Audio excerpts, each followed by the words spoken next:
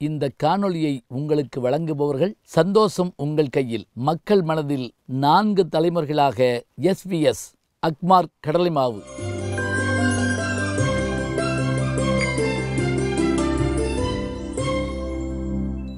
வணக்கம். மார்கழி மாதம் 26வது நாள், திருப்பாவை 26வது பாட்டு. இந்த பாடலில் ஆண்டாள் கண்ணபெருமானிடத்திலே சென்று, எங்களுக்கு வேண்டுகின்ற பொருளை எல்லாம் நீ தந்திரள வேண்டும், எங்கள் பாவை நோன்பை நாங்கள் மிகச் சிறப்பாக நடத்த வேண்டும், ஆகவே நாங்கள் வேண்டுகிற பொருளை உன்னிடத்திலே கேட்பதற்காக வந்திருக்கிறோம் என்று இந்த பாடலில் சொல்லுகிறார் ஆண்டாள். பாடல் எப்படி தொடங்குகிறது? மாலே மணிவண்ணா மார்கழி நீராடுவான், மேலையார் செய்வனகள் வேண்டுவன கேட்டியேல், ஞாலத்தையெல்லாம் நடுங்க முரல்வன, பாலன்ன வண்ணத்துண் பாஞ்சசன்னியமே, போல்வன சங்கங்கள் பொய்ப்பாடுடையனவே, சாலப் பெரும்பறையே, பல்லாண்டு செய்ப்பாரே, கோல விளக்கே, குடியே, விதானமே, ஆளின் இலையாய் அருளேலோர் எம்பாவாய். பாடலை பாருங்கள்.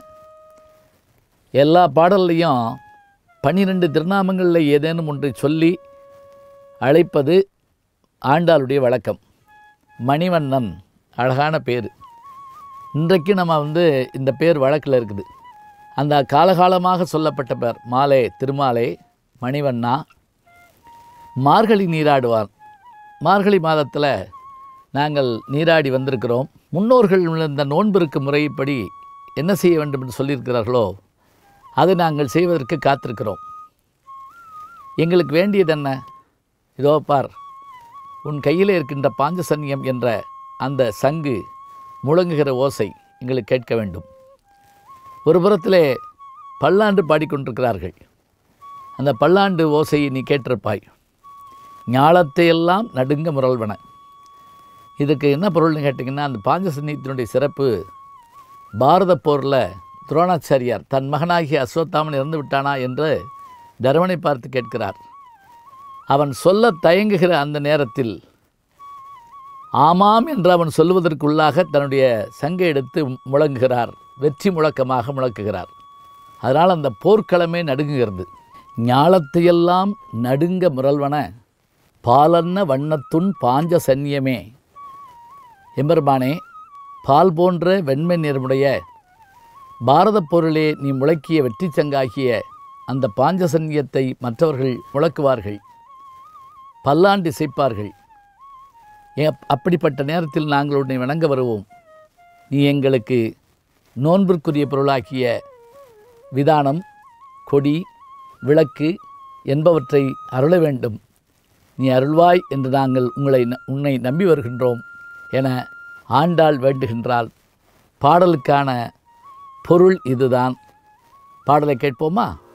மாலே மணிவண்ணா மார்கழி நீராடுவான், மேலையார் செய்வனகள் வேண்டுவன கேட்டியேல், ஞலத்தையெல்லாம் நடுங்க முரல்வன, பாலன்ன வண்ணத்துண் பாஞ்சசன்னியமே, போல்வன சங்கங்கள் பொய்ப்பாடுடையனவே, சால பெரும் பறையே, பல்லாண்டிசை பாரே, கோல விளக்கே, கொடியே, விதானமே, ஆலின் இலையாய் அருளேலொரெம்பாவாய்.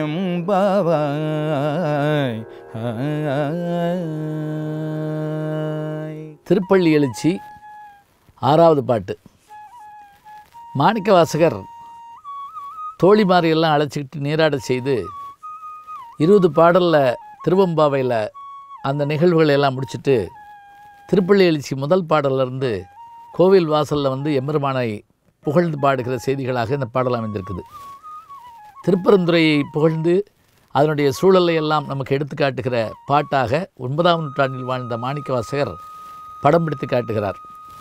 இந்த பாடல் எப்படி தொடங்குது?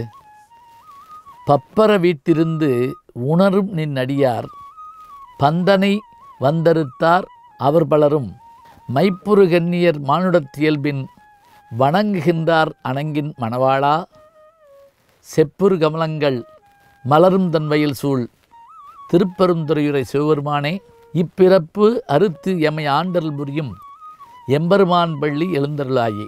பாடல் விடியற்காலை பொழுதிலே தொடங்குகிறது.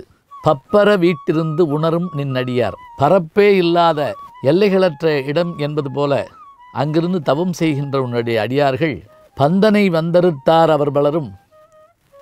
தன்னுடைய பாசங்களை எல்லாம் விட்டொழித்தவர்களாகிய அந்த அடியவர்கள் பலரும் மைப்புறு கன்னியர் மானிடத்தியல்பின் வணங்குகின்றார் அணங்கின் மணவாளா. மைதீட்டிய கண்களை உடைய மகளிரும் துறவிகளும் தவமுடையோரும் உன்னை வணங்குகின்றார்கள். அணங்கின் மணவாளா, செப்புறு கமலங்கள் மலரும் தன்மையில் சூழ் திருப்பெருந்துறையுரை சிவபெருமானே. செப்புறு கமலங்கள், அங்கே மலர்கள் நிறைந்த அந்த குளத்தில் செந்தாமரை மலர்கள் மலர்ந்திருக்கின்றன. சீதங்கொள் வயல் அப்படின்பார் ஒரு இடத்துல, குளிர்ச்சி பொருந்திய என்ற ஒரு வார்த்தையை சொல்வார்.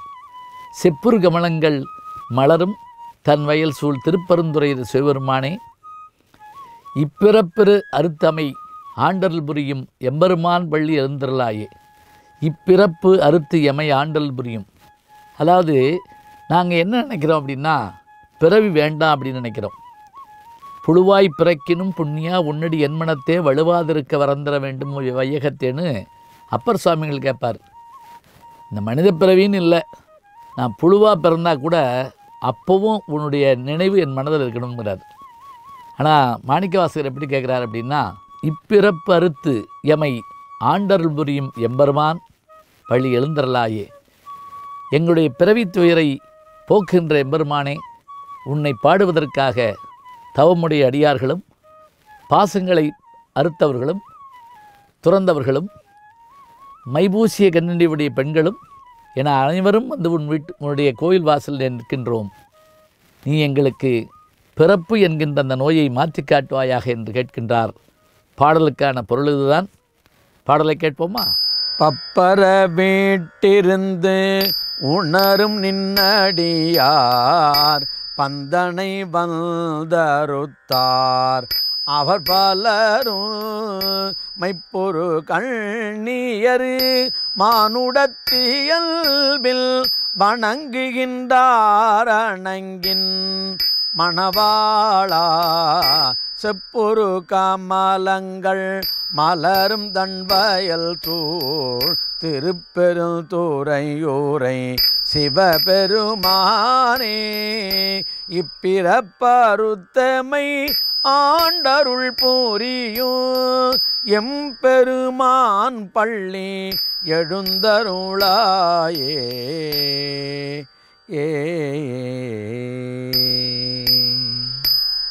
ஜி ஞானசம்பந்தன் அப்படிங்கிற இந்த யூடியூப் சேனலில் சப்ஸ்கிரைப் பண்ணுங்கள், நண்பர்களையும் பண்ண சொல்லுங்கள்.